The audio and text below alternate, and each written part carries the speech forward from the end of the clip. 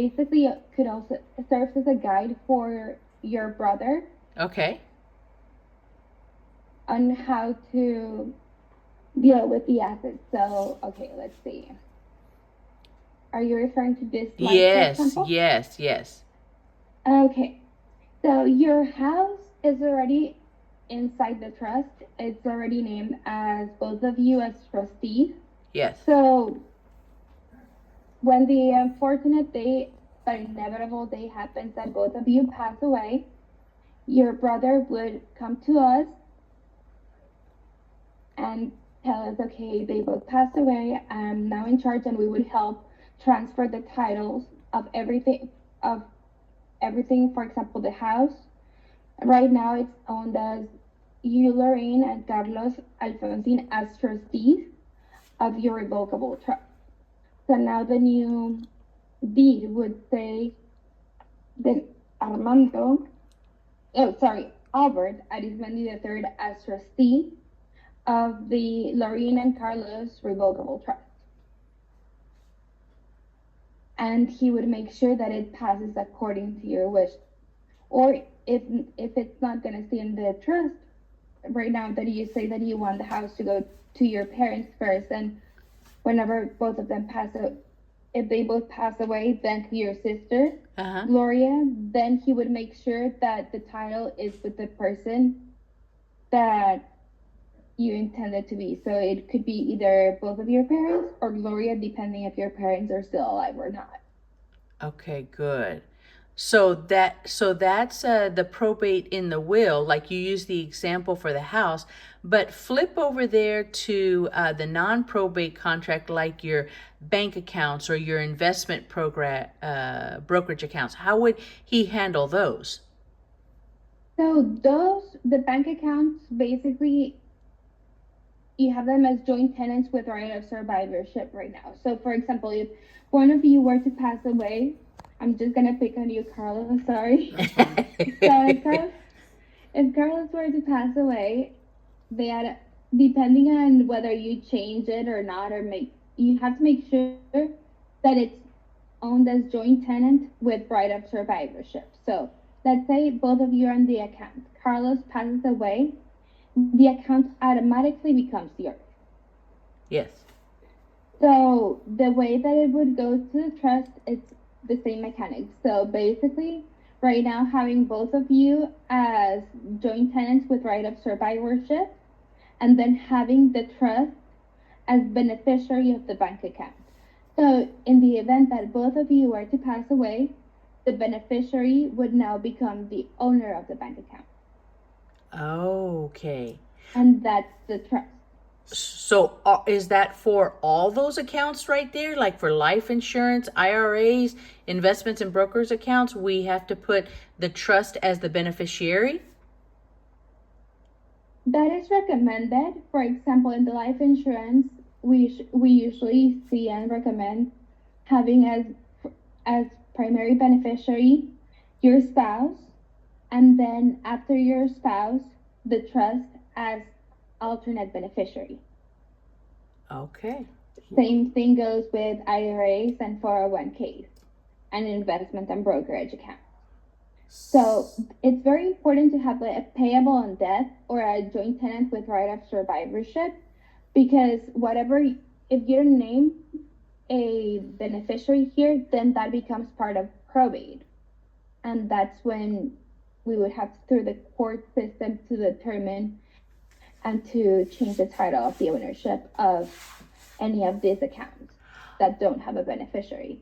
Oh, so you're like using like let's say one of those life insurance. If I put the life insurance as going to Jacqueline and Meredith directly, then it bypasses the trust. Correct. This don't have to go inside the trust. This are, oh my gosh, what happened here? Okay, here. Okay. So these are assets that don't really go through probate. So these are contract based. So since they are contract based, if you have beneficiaries, then they don't have to go through probate. If you leave that beneficiary question that they have blank, that's when they become part of the probate process. So here you can also have directly, okay, first your spouse and the second beneficiary or alternate beneficiary, both of your daughters, 50-50, for example. Uh-huh. So And that's something, go ahead. yeah, and that's something that you would change with the life insurance company. And same thing goes with the bank accounts, IRAs, and investment and brokerage accounts. So I just want to be clear, Jessica, for the beneficiaries that we list under non-probate contracts, whether or not we need to list our children. You know, primary is going to be Carlos. Secondary, the way we have them today, is be 50-50 between Jacqueline and Meredith. I just want clarity to make sure if I'm supposed to list the trust as a beneficiary under the non-probate contract section. So that becomes a personal preference. The way that you have them right now, which is primarily why we want to keep them outside of the probate process, is perfect. Since you have joint ownership and you have the alternate beneficiaries as your daughters as alternate beneficiaries. Had you have them blank, then we would recommend adding the trust. It can also go through the trust if you would prefer, given that your daughters, one of them is just 18 and the other one 16. We could put them, instead of having them as alternate beneficiaries, we can have the trust as alternate beneficiary. That way their uncle is able to manage those assets for them. Okay. Because that's what I'm asking. I think I'm getting some clarity right now, because I'm thinking just practically, if we pass away and let's say, the death certificate is issued, let's use one of the, investment accounts that is currently in our names. If they're a beneficiary, it automatically goes directly to Jacqueline and Meredith. They don't have to worry about anything that the trust would have to address. The trust wouldn't have to step in. Correct. The way that you're telling me that you have them right now, the trust would have nothing to do with it. However, if you would like to add that control for both of your daughters, then that's when the trust should become the beneficiary instead of your daughters. Okay. And then so in theory, what is it that really should we put in the trust for the trustee to manage? So the house would be one, but what else? I see personal property, cars, tangible assets, business interests. Basically, you can put all of these, both the ones that are on the column that say probate and the ones that are on the non-probate column. You can put both of them. This is more of a personal and family preference based on how you and Carlos would prefer that in terms of your daughters having access in the event that both of you were to pass away right now, your daughters being 16 and 18 years old. So it's our preference. So Jessica, that would be different. Here's ideally what I want at this stage right now. I am looking for the girls for my brother to be able to help the girls distribute or inherit all of our assets. Like, for example, I don't want Jacqueline and Meredith to have to worry about the house. I want Albert to step in to make sure it goes to my parents, and then if my parents aren't alive, that they would go to Gloria. But in other cases, I want to make sure, like at my USAA, I have a 401k where Jacqueline and Meredith are listed as beneficiaries, But I don't want Jacqueline and Meredith to have to go to USAA and present the death certificates over to USAA and make sure the money gets to Jacqueline and Meredith. I want Albert to be able to go talk to Edward Jones, get those monies invested in Edward Jones so that Jacqueline and Meredith don't have to, number one, worry about something that they're not qualified to handle. Yes, okay, so in that case, that's when we would put the trust, we would recommend for you to put the trust as alternate beneficiary. So first, for if it's a personal account that's yours, for example, then put first Carlos as Yes. beneficiary, and if Carlos is no longer here, then the trust. Okay. Or if it's jointly owned by both of you, then the alternate beneficiary or the payable in death would go to the trust. Okay. And that's So whenever we update all your documents, we also give you a memorandum and a list of steps that you need to take, such as changing the beneficiary of these accounts and the payable and debt account. okay, cool. So it's not necessarily changing the name of the account, it's changing the beneficiary of the accounts. Correct. Oh. The account right now, since it's a revocable trust, it is owned by both of you personally. So the identification that's tied to these accounts is primarily your social security number or your license number. Once both of you pass away, then the trust would get an EIN, which is a tax ID number from the IRS that would be specific to the trust that your brother would get.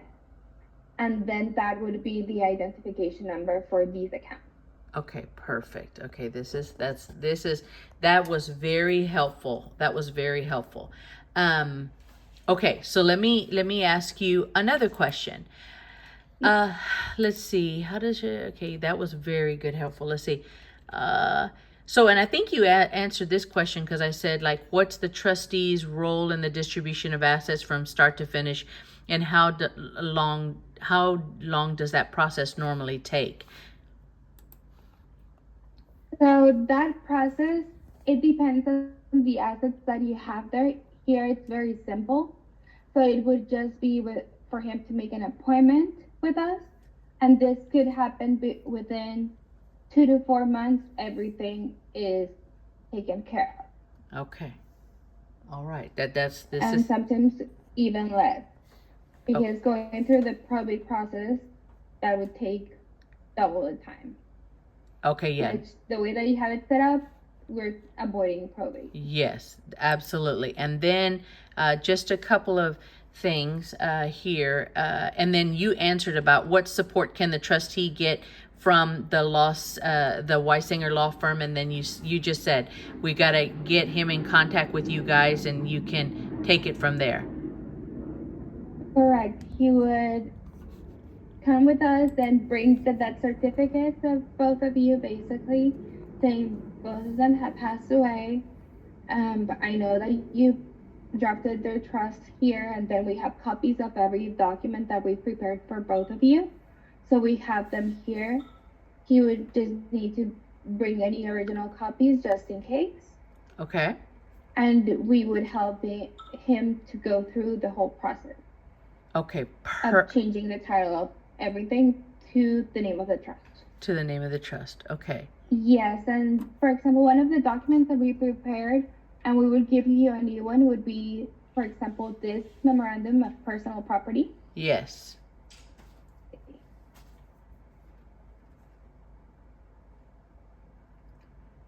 And I do need to change that. Oh, no. So we would change all of this, but here, this is where you would add additional property. Okay. Or we can also, as I said before, we can also add it inside the actual trust. Okay. Perfect. Funding up the trust. Okay. So this is also a memorandum that basically guides you through how the funding of the trust happened. So it basically tells you how all properties are owned right now. So right now, the way that both of you own it is like Carlos Abad Centeno Alfonsin Jr. and Lorene Arismendi Alfonsin, the trustees of the Carlos and Lorena Alfonsin Revocable Trust, under the trust agreement dated August 23rd, 2018. So the way that this would change when both of you pass away, then it would be Albert Arismendi III, trustee of the Carlos and Lorena Alfonsin Revocable Trust, under the trust agreement dated August 23rd, 2018. Oh, okay. Then we would provide also a new certification of trust, which is basically a document that is not the 20, 30 pages of your current trust. It is basically a cheat sheet that says who the beneficiaries are, who the grantors are, who the trustees are. So this document is something that he would take to the bank if he needed to make any changes. So here it explains in greater detail everything. Okay. For the certification for him to review it? Yes, yes. For example, some banks request a certification of trust. So he would come with us and we would update a certification of trust where it says that he is now the trustee of your trust. Okay. And if for some reason the bank does not agree with the certification of trust, then he could take with them the whole revocable trust. And then here it says also the tax considerations. Right now you don't have to, there's no need to file a tax return for your trust, given that it's a revocable trust. Real estate, your insurance, we usually don't recommend that you change your insurance into the name of the trust. However, we do also recommend to talk to your insurance agent to make sure that that is the best way to treat with them that insurance policy, because companies, it varies from company to company. Okay. Then your cars, we usually don't change the title of the car. However, there are forms in the Texas Department of Motor Vehicles in which you can add who the owner of the car is in the event that you were to pass away, the rights of survivorship ownership agreement. So that basically also transfers the title of the car from person to person. And even if you were not to do this, given that we put your tangible personal property, meaning your cars, they're also part of the trust. And then also how to deal with stocks and bonds, savings bonds, interest in closely held corporations, in LLCs, partnerships, and banks, savings, and other accounts. And basically here we give you all the instructions on talking to a person at the new accounts desk. Basically, it is a document that helps both of you as current trustees and your brother in the future. We would give you another document of deed for your brother to have whenever the time comes. So basically it holds your hand, and if you have any questions, you can always contact us and we can guide you through the process as well. So that those are the instructions for, my brother who is, will be managing the trust. Correct. Okay. Yes, these, and then also, of course, the trust itself. He would have a copy of it. So here, for example, it says,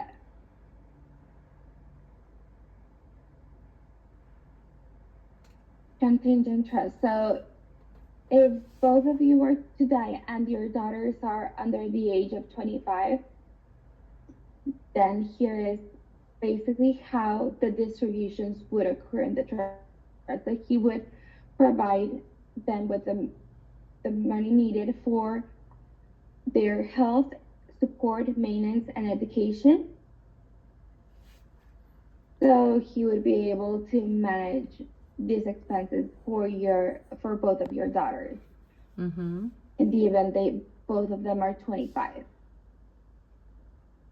Because the trust here ends, this trust ends when both of you pass away. So when both of you pass away, the property is divided between Jacqueline and Meredith. However, if they're under the age of 25, the trust stays in place. Oh, until 25, till they turn 25. Yes. So when they turn 25, their uncle would make sure that everything passes to them as owners personally. Okay. Is that something that you want to keep, or would you like to update this age? Some clients we regularly see age 25 or age 30. That is a personal preference, of course. I think 25 is perfect. I think they're hopefully by that time college educated and can be prepared, with the right support, making good decisions. But I definitely think that they need more support right now while they're younger. Yes, definitely. Being 16 and 18, yes, a few more years. Yes. Age 25 is good. Okay, and I have just a couple of more questions. You showed me about which of the documents of the state that need to be updated. We just talked about it, but which ones will need to be notarized? Okay, so let me put it here. So the durable power of attorney, the medical power of attorney, the HIPAA release, we also notarize it, the declaration of guardian, basically all of them. Yeah. So do I need to have them notarized again, even though I didn't make any changes on my durable power of attorney or my medical power of attorney or my HIPAA? Those, we would include them as part of a package. Oh, okay. So right now, while you're making the update on all of these documents. So we're going to notarize them again.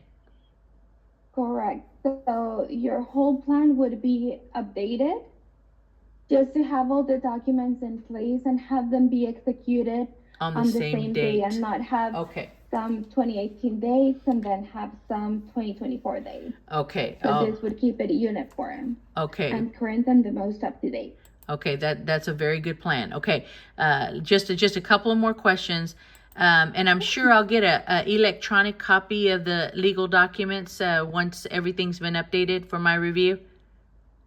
Correct. So the way that we would do it is, if we move forward with the plan, we would send both of you an engagement letter and a link for the payment. Yes. And within 3 to 4 weeks, right now we could schedule the meeting for 3 to 4 weeks for both of you to come into the office, review the documents in person with us, and sign them. And after you sign them, in about 2 to 3 weeks as well, afterwards, then we have the complete binder. You would pick it up, and as well, we would send both of you a link with an electronic copy of all the documents. Okay. Oh, this is perfect. Yes, that's what I had questions on, so I'm glad about that. And then that tax return you said will need to be filed for the trust when Carlos and I pass away, and that's something that the trustee would actually take care of? Yeah, that's something that the trustee would take care of when the time comes, and if it becomes an irrevocable trust and your daughters are under 25, meaning that the trust is still alive.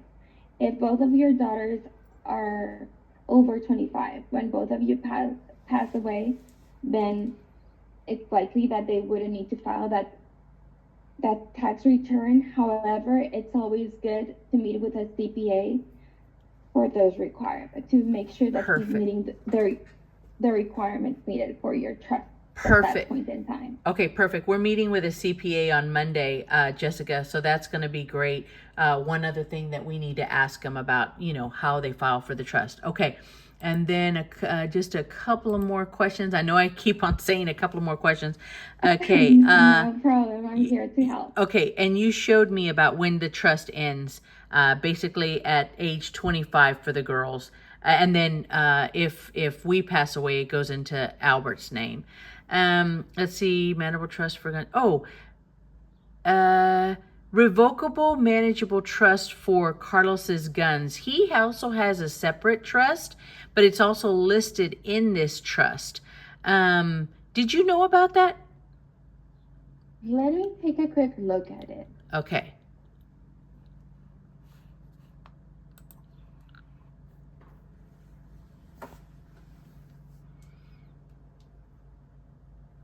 I'm going to invite Albert to that appointment.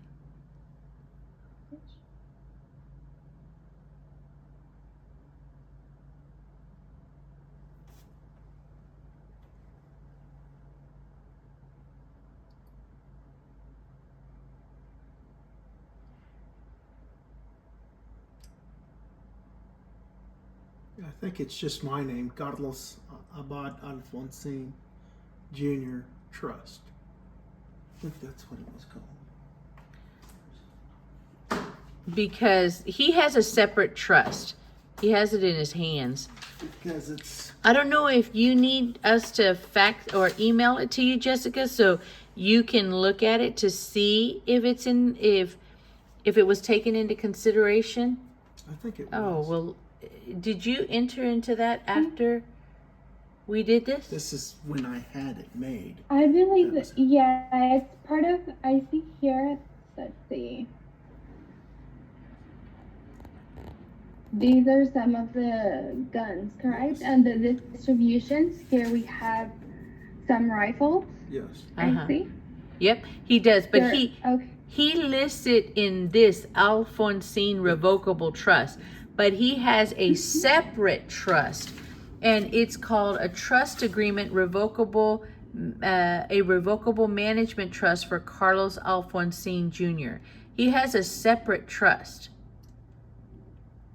Let It's- me check here. real But quick. you did Just that a sec. separate from them, right? Yes. He did that. Yes, that is separate from this trust. And it's just So for- it doesn't revoke everything that we have on this trust, for this, and then his separate trust, they don't revoke each other, right? Or override each other.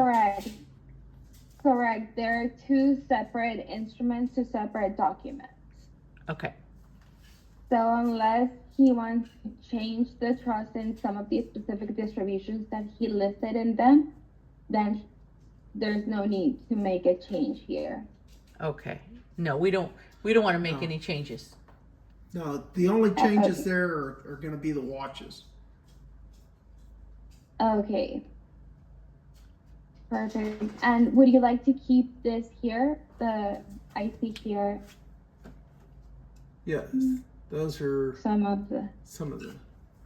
All right, now Rifle. that Patek Philippe there, Mhm. that one is supposed to go to my brother Jose Alfonsin. where is it? Patek Philippe. Just a second. I saw.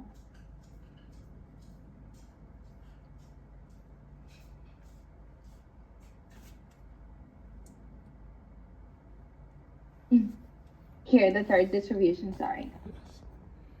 Yeah, that one's So going to here be. it says that it goes to To, Julie, no longer to Julie. it's going to go to Jose Alfonsin, my brother.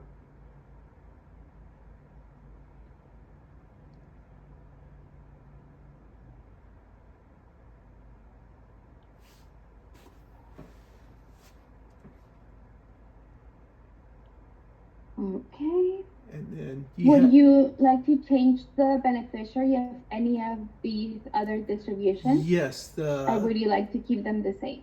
no, I'd need to change a couple. There's one with a date just stainless and gold Rolex. Here it is. Yeah, that one's going to Meredith Alfonsine. That's going to be my daughter. But this might be easier if you change the date just Rolex. Which one? Number 9? Yeah, number 9. Just change it to Submariner, Rolex Submariner. That goes to him. But you have number 10. I It know. says Rolex I know. Submariner watch. I'm taking him out. Well, no. Well, you have to take number 10 and I'm number gonna- 10. Can It you- says no. Hold on. The Rolex Submariner watch that was for Carson, you can just replace it with Albert, and then you can leave number 9 for Meredith. All right, and then I have one other watch up in there. Okay, so the Submariner you wanted for your brother Albert Arismendi the fourth. The 4th is my nephew, my godson. Oh. Okay, so just to step back then. The Rolex Submariner, who do you want to have? That's going to Who go do to you want, Albert Arismendi the 4th, my nephew. Number 10 goes to Albert Arismendi the 4th. Perfect. Yeah, because my godson's out of it now. And the ninth one. The 9th would go to Meredith, correct? Yes. Did any other changes or additions that you would like to make here? I have one other watch. It's a Rolex Yachtmaster.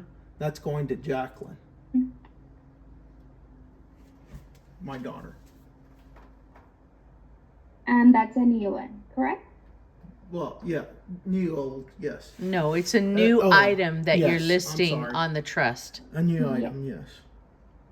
Okay, and that for Jack- Meredith, use Jacqueline. Jacqueline. Yeah, because Meredith gets the other one, the date just. Perfect. I've made note of that to add that addition to the trust.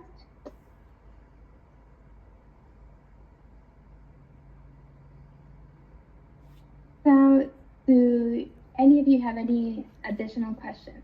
Let me see. Hold on. Vocal man trust you. Oh yeah, should. Oh, just a simple question around should the life insurance be put in the trust? And I think you kind of already shared with us. We need to put primary as Carlos and secondary we put as the the trust.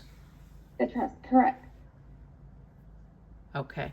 All right. Those are all my questions. Carlos, what are your questions? That's it. So we wouldn't put it through Jacqueline or Meredith on the life insurance, although that's what she said. No, you heard her just say for the account. She said they put list you as primary and as secondary beneficiaries to put the trust down. Okay. Right, Jessica? Correct. Yes, that would be.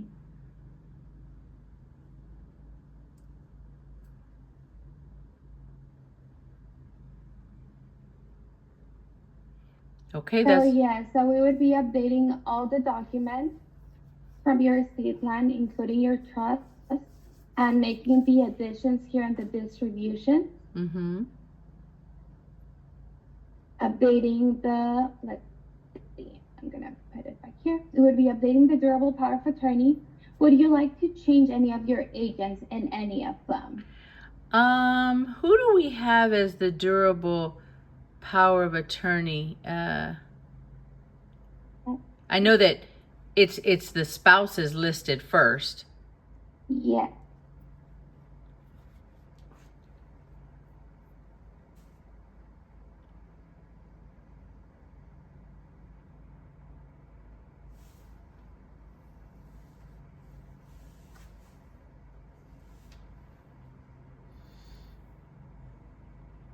Okay, so first you have Carlos, Oh, our address is and outdated. then you have Charles David, but he's no longer here. That's right. Then your father, Albert Arizmendi, Uh-huh. and that's pretty much it. If you would like, we can change it in the same order that you want for us to change the executor. Yes. So we can have first Carlos, then Albert, Yes. Angie, Elaine, and Gloria. That's right. And then can we also, Jessica, update our address? So our address has changed. Yes. Do we have it in the? Did you fill out the questionnaire? Yes, right? Yes. Is your address now 11907 Bankside, Uh-huh. and that's here in San Antonio, Texas? Yes. Shirts. Oh, Shirts, Texas. Yes, 78154. Perfect. Okay, I have it here on file. That way we can update the address as well. And something that we would need is also the addresses and complete legal names of all of your agents, meaning Albert, Angie, Elaine, and Gloria. Yes. So, Well, I'm gonna make sure I get that right now. I do have Albert's and Angie's and Elaine's. I just need to get Gloria's. perfect. And if you would like to send me any email as well, if you ever need anything, my email address, you have something to write with? Yes, Carlos is gonna do it right now. Perfect. What is it? Okay, so my email address is Jessica, JESSICA, Uh-huh. at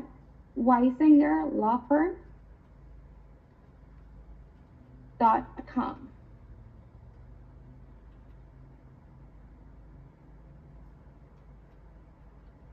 All right. So Jessica, JESSICA at WeisingerLawFirm.com. Correct. Okay. So for all these documents that we've talked about and updating them, given that we prepared your original plan, the total fee would be $2,200. Is this something that you would like to move forward with? Yes. Perfect. So someone from our team will be sending you a link to provide the payment and as well to sign the engagement letter, which basically will describe the services that we will be providing to both of you. Okay. And that So- was because of all these changes? Yes, this would be all the changes and updating all your estate planning documents. The durable power of attorney, the medical, the HIPAA, the declaration of guardian, the appointment of guardian, the directive to physicians, and we would also update both of your wills that we have, the pro-over will, and the trust as well, which is not listed here. So it would be 8 of them, and it would be for both of you. So we have documents for you, Carlos, and documents for Lorraine. Alrighty. Okay. And then you said we're gonna get together in about 3 weeks, 3 or 4 weeks? Yes. In 3 to 4 weeks. Whenever we send you the engagement letter, we can send you a couple of dates. Is there any day out of the week that works best for both of you? Thursday, Friday, because I'll be off. Thursday, Friday. Okay. Do you prefer mornings or afternoons? Mornings. Mornings. First thing, please. Perfect. Okay, so we can send you two or three dates, and you can choose from whatever date works best for you. Is that okay? Yes. And Jessica, is it okay that I invite my brother to the session? Yes, it's okay. Definitely, he can be there if that's what you desire. He Yes. could be there in that moment, and that's when we're gonna go over each and every document with both of you. So if you would like to have them there, we're happy to have them here as well. Okay, thank you. All right. Well, I think we've All right, got well- everything. Perfect. Do you have any other questions that I can help you with right now? No, Jessica, I've been reviewing all my documents in the planner you guys gave me. So what I can do is make sure that if I catch anything else that needs to be updated, I'll email you. Sounds good. Perfect. You have my email address and you have the office phone number. So if you need anything, you can give me a call or send me an email and I'll be happy to help you. And if you would like any additional updates on the documents, or if you decide that you want Elaine first and then Angie or whatever preference you have, then just give me an email, send me an email, give me a call, and I'll be happy to make that change. Okay. Thank you. Perfect. Okay. Well, it was so nice meeting both of you today. I really appreciate meeting with both of you. And I hope you have a great weekend, and we will be in contact with you to send you the link for the engagement letter and the payment fee. Okay. Thank you, Jessica. We appreciate your time so much. Thank you. Perfect. Well, have a great weekend. Bye. Bye-bye. All right, you too.